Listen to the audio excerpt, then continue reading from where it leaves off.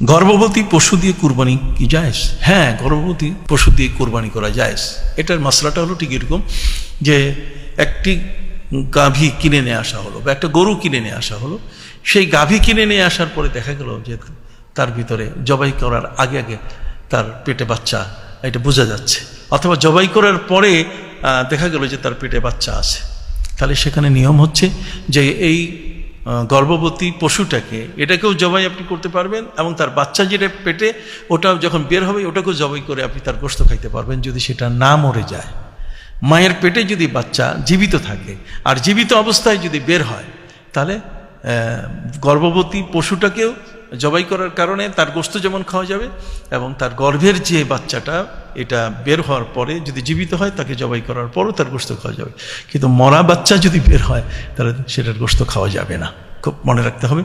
আচ্ছা, অনুরূপভাবে যদি আপনি দেখে শুনেই কেনেন যে এই গাভীর বাচ্চা আছে, অথবা আপনি কিনে নিয়েছেন 6 মাস আগে একটা কুরবানির পশু, আপনার ঘরে আনার পরে আপনি দেখলেন তার বাচ্চা আছে, গর্ভে বাচ্চা আছে, তার গর্ভে বাচ্চা থাকা অবস্থায় আপনি কুরবানি করতে পারবেন, এবং আগের নিয়মে কুরবানি করলে পরে ওই বাচ্চাটাকেও আপনি জবাই করে আপনি সেটা খেতে পারবেন।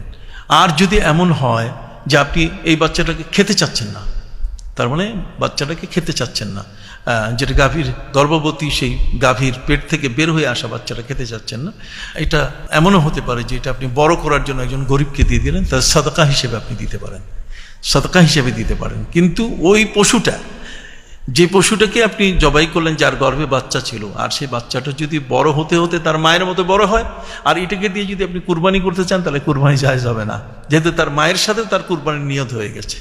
অতএব এই কুরবানি বাচ্চাটা এটা মায়ের পেট থেকে বের হওয়ার পর, কুরবানি করার পরে, বের হওয়ার পরে এটা যদি বড় হয় তাদেরকে গরিব মিসকিনকে সদকা করে দিতে হবে। এটার উপরে কিন্তু কুরবানি করা যাবে না, বা পরবর্তী বছরে যদি আপনি নিয়ত করেন যে এটা দিয়ে আরেকটা কুরবানি দিয়ে দেয়, এটা জায়েজ হবে না।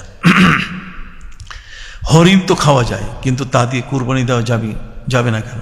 হ্যাঁ, হরিণ খাওয়া যায়। অনেক পশু প্রাণী তো জঙ্গলের মধ্যে যেগুলো আছে সেগুলো আমাদের জন্য আল্লাহ তাআলা হালাল করে দিয়েছেন, তার মধ্যে হরিণ একটা।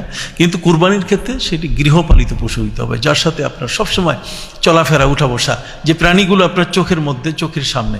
হ্যাঁ, হরিণ এটা হচ্ছে বনে পালিত একটি প্রাণী, আর বন্যপালিত প্রাণী কুরবানি এটা জায়েজ নেই।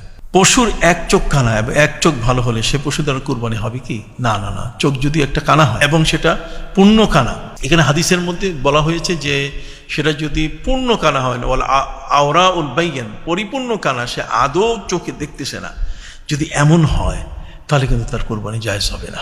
কুরবানি দেওয়া সুন্নত নাকি ফরজ? হ্যাঁ, কুরবানি দেওয়া সুন্নত, সুন্নত ইব্রাহিম, কিন্তু কোরআনের আয়াত অনুযায়ী ফাসাল্লি লিরাব্বিকা ওয়ানহার, এটা মালিক নিসাব যারা সম্পদশালী তাদের উপরে এটা ওয়াজিব।